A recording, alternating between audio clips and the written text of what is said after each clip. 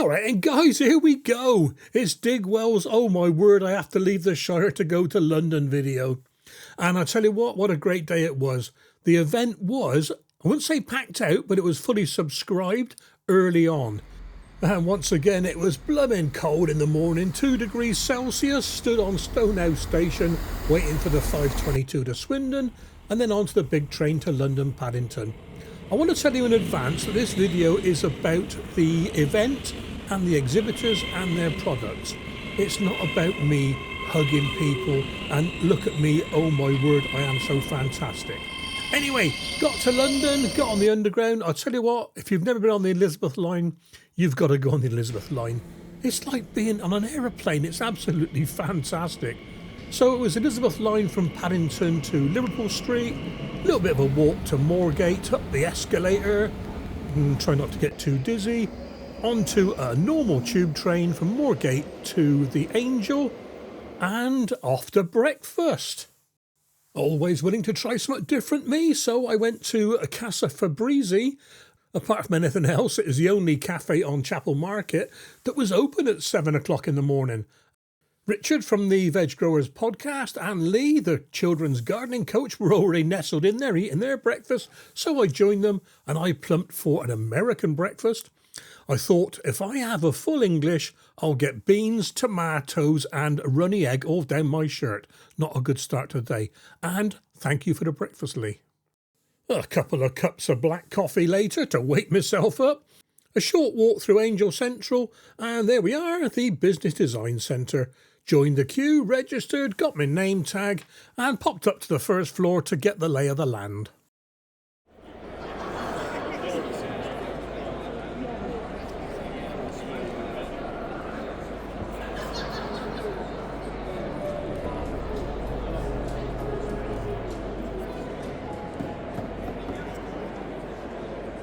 I'd already made a list of the exhibitors I wanted to see, and those I'd like to see, and those I must see. So once I sussed out where they were, I started chatting. I believe that we're the only people in the UK that are using AV fibre that's been using waste. Brilliant, so yeah. Manures, chicken manure and pig manure is part of our feedstock. Yeah.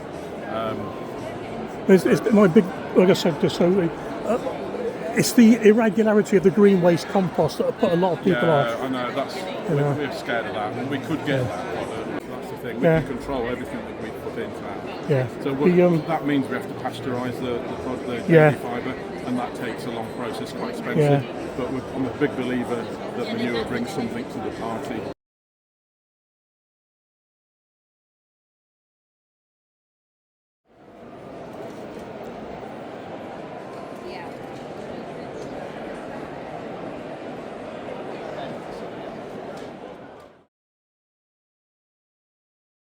We're here to showcase Waterliser, which is our flagship product. It's a natural fertiliser made from sheep's wool. So we're sheep farmers and vegetable growers at home in Oxfordshire, and we've been developing this product with the University of Reading. So we've been lucky to get a grant from UKRI. 2 years worth of research has gone into this, and we've developed these lovely Waterliser pellets. So it's a soil improver, but it also has background nutrition. So you apply it early in the season, and this is how we use it on the farm. So we apply it early in the season. That improves the soil, it increases the water holding capacity of the soil. It also increases the microbial activity, and it provides long background. Well, that's what it's all about, and it's feed the soil, not the plants. Exactly. Yeah. Help the God. Exactly, it's feed the soil. I could have written this script. Feed the soil to feed the plants. That's what we do, and it's what we. That's where so many people go wrong, innit? Yeah, they got tomatoes, they'll feed the tomatoes, but it's the substrate that needs to provide it. Exactly. It's the same in agriculture, really. You look at a field and you think, oh, that's looking a bit yellow, let's go and flick some chemical on it. Yeah. Whereas, what in actual fact, it's what's lacking in the soil rather than what's the plant. Brilliant. Exactly. So have you seen Kiss the Ground? Yes. Woody Harrelson. Yeah. What an incredible piece of filming. Yeah. And they show these two farms in America at the end One's the traditional dust ball fed with nitrates, and one is where he moves the cows, he moves the sheep, moves the pigs, scatters the manure. Grazing, mob grazing, and all Brilliant, of that. Yeah, exactly. And that's exactly what we're trying to do now. So this is called, we call it Thatcher's mulch. So this is organic and always organic straw. You basically pellet it, you apply it to the soil surface, add water to it, and it puffs up. They expand and forms a mulch layer. A little bit like the slug killer one. So that's our Thatcher's mulch, which is Brilliant. suppresses weeds, retains the moisture. We put it around our soft roots. Yeah. So in the winter we'll Brilliant. protect the fragile roots. So we've got a soft root bed on the farm. Yeah. We then have our power plant pellets, which is the waste from anaerobic digestion. Okay. Yeah. So that is basically AD, already decomposed plant matter. So you're just giving it a massive organic boost. And then this is our compost booster, which is a mixture of the organic straw and digestate to get that brown matter. Well, that would probably be good on my bales or in my bales. Yeah, for sure. You break the bales down initially with ammonium nitrate or urea. Yeah. High dose, low dose, high dose water in, and honestly within 3 weeks it's warm and it's rotting down. So that would be ideal to put in the holes, you know. Because you'll get the nutrition then from the power plant pellets. Brilliant. So we're here today to promote 3 brand new products that we've launched here at the press event. The first one is the seaweed-based product. The gentleman that produced this from Cornwall, it's a waste byproduct. So it's pulled off the beaches, it's washed up seaweed. The guys that produce it as well use all renewable energy to produce it. Brilliant. And they also have their own borehole as well, so the fresh water they use is drawn from their own borehole. This is like 100% concentrated as well, so most other seaweed spray-based products. What's the recommended dilution for that one then? So this actually makes up to 800 litres crikey. for seedlings, and as a biostimulant sprayed on the foliage. If it's fed into the pots directly, it's like 10 mils per litre, so it makes up quite a lot. Brilliant. And then we have our fish blood and bone meal. This gets produced in Fleetwood, where I'm from. As far as I'm aware, it's the only liquid version on the market. I was going to say I've not seen it before. Yeah. So it's equivalent of you buying a 25 kilo bag of fish blood and bone meal. So it's very ecologically friendly, because you're only moving around 1 litre opposed to 25 kg. So this is available on our website, which is Creation Garden Supplies, and they are available in retailers as well from the spring onwards. Thanks a lot, buddy.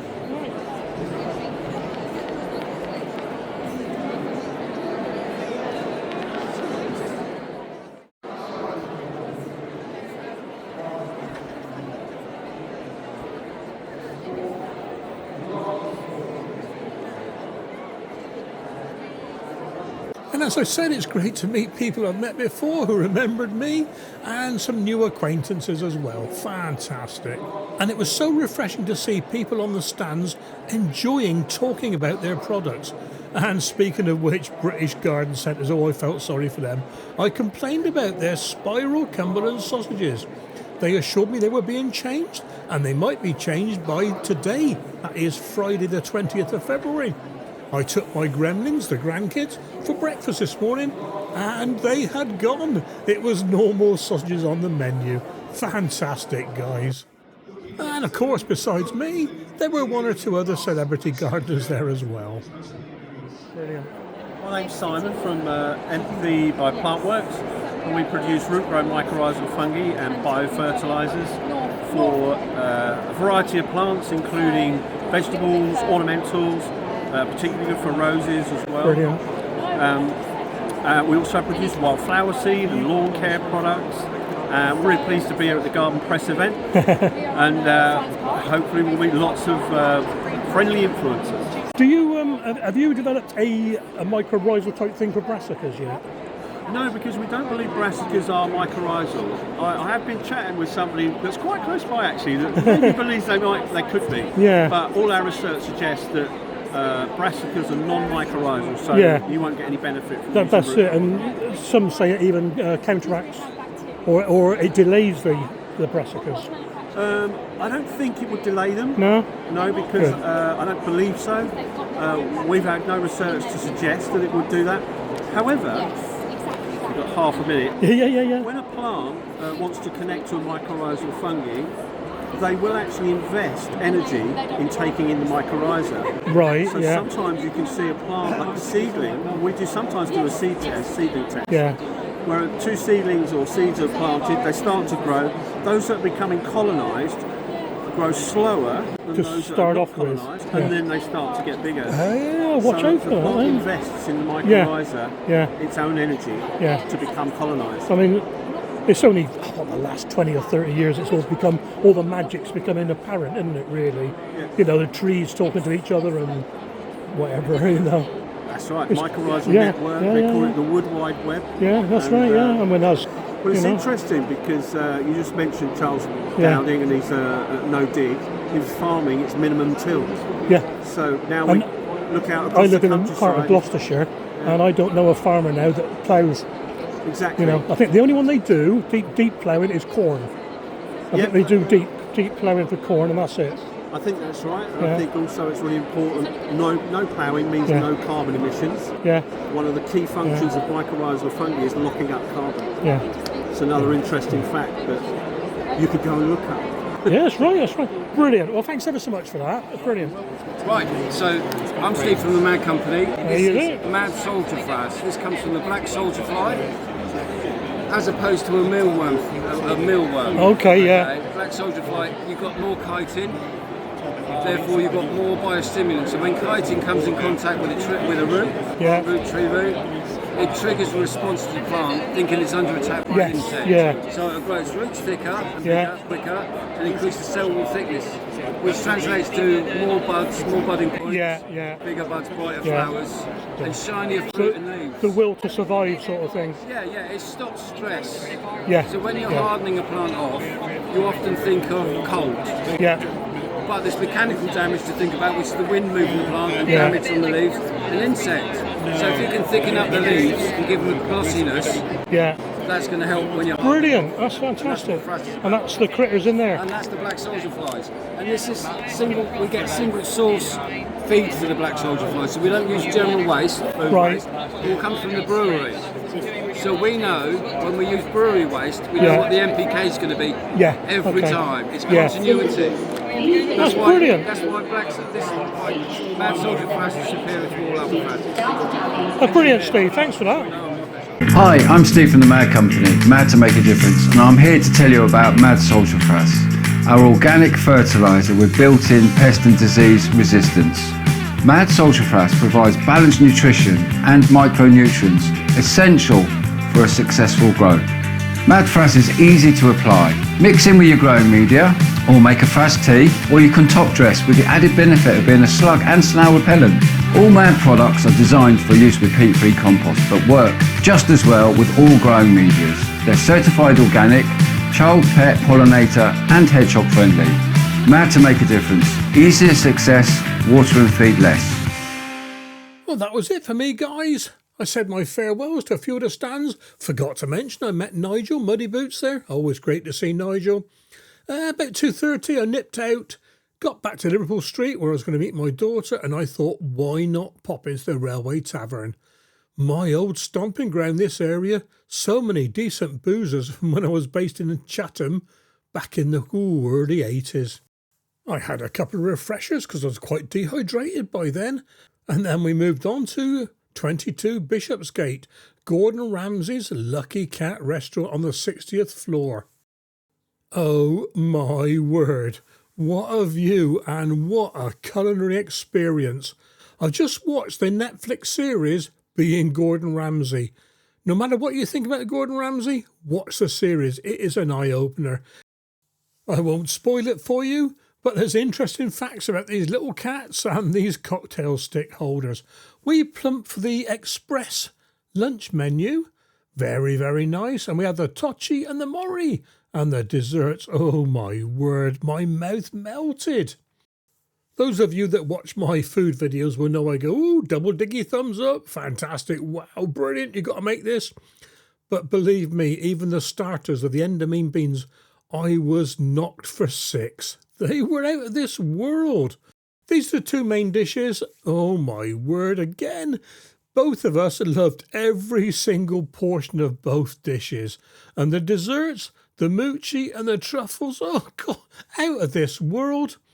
And somebody happened to mention it was my daughter's 40th birthday, and they brought her this lovely plate.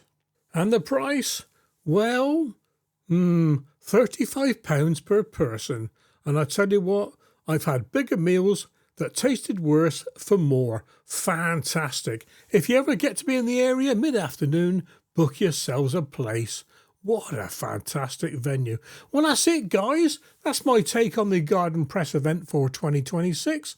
Hope you enjoyed it, and I'll do a bit more next year, if I get invited back.